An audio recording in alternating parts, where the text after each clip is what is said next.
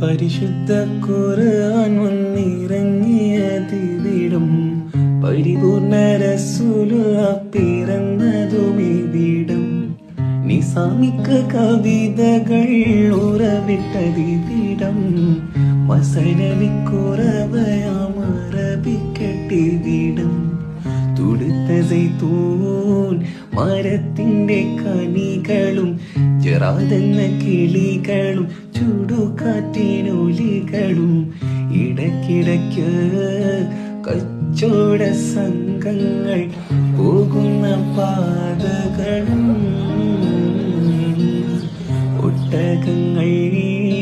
വരി വരി വരിയായി കാരക്കമരങ്ങൾ നിര നിര നിരയായി